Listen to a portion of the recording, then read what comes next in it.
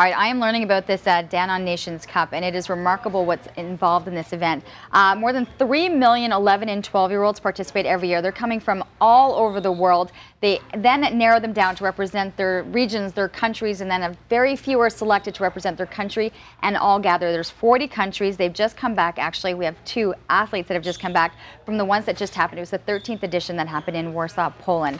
Joining us on the couch, members of Team Canada, we have Mollie, Eriksson, and David Chung. Great to have you guys on the show. Congratulations, not only of just being able to qualify in for Canada, but to have this experience. And Mollie, you were actually just one of 3 girls amongst the hundreds and hundreds of athletes that were there to compete. What was the experience like for you? It was great. It's different playing with boys than it is with girls, obviously. But it was so much fun just being one of those few, and it was awesome. You got to actually play in a stadium with over 50,000 people watching. What was that like?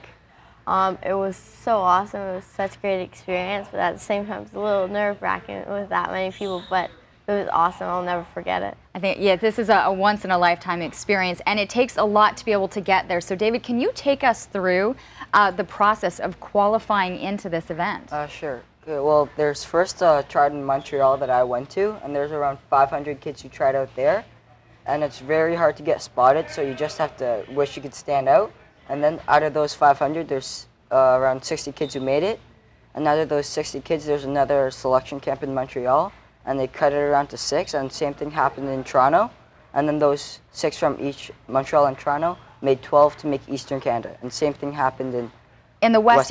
In terms of actually the numbers, there were about 4,000 to 5,000 kids in the East, which, you know, there were about 4,000 to 5,000 kids in the West that tried, that eventually narrowed itself down. And then you guys, what was it like each time to make the cut, that you were getting further and further ahead to make Team Canada?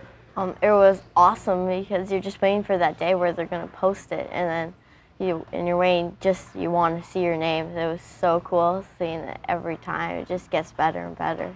David, you scored 3 goals for the Eastern Canada to put you guys ahead of the West to be able to make this trip. What was that like for you? Oh, it was just amazing because I'm pretty sure I'm the first person ever in the non-Canadian national history to ever score a hat-trick. Well, it's amazing to see you qualify in to represent Canada. So what was the international experience like once you were there meeting kids from around the world? It was so cool because you don't get that every day, you're meeting people from Spain and from Brazil, and like they're the best players in their country. It's so cool. It's awesome. And for you, there was also a cultural experience. Yes, because I'm South Korean. I got to speak with other South Koreans, and it was really neat because I've never really done that before. So that was neat. And did you feel like there was a wonderful presence on the field, like there was competition, but that there was an overall international flair, that they wanted you to experience that part as well, rather than just the soccer? Yeah, well, they had this fair play award, and all the countries would want to get it. Of course, it was a big thing, so it was great to have other countries cheer for you, and we were cheering for them, and just having a good time with everyone was really awesome. It sounds like an amazing experience. What was your favorite part?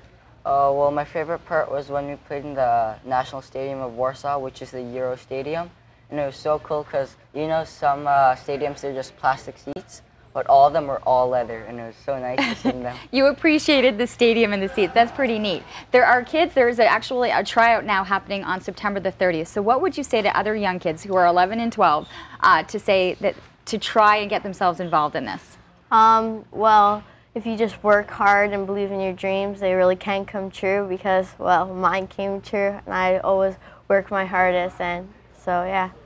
And what about you for audition? Well, probably just try your hardest, do the best of your ability, and of course believe in your dreams. Well, it's pretty neat, and I have to say it's amazing. There were only 3 female players in all of this event, and 2 of them came from Canada, and you were in net. So did you like that? Were you nervous about being the only girl, or it was okay?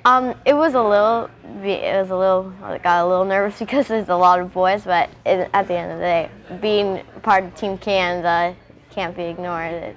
it's awesome. It's That's pretty cool. amazing. Congratulations to both of you. I know you represented Canada incredibly well. You finished 12th out of 40 countries. There is an opportunity to get involved. It's happening September 30th. You'll want to check out CoopDanoneCup.com. The information was listed on the screen to be able to see if you want to get your kid involved to try out. You never know, they could make this team. And the tryouts are happening here in Ottawa on September the 30th.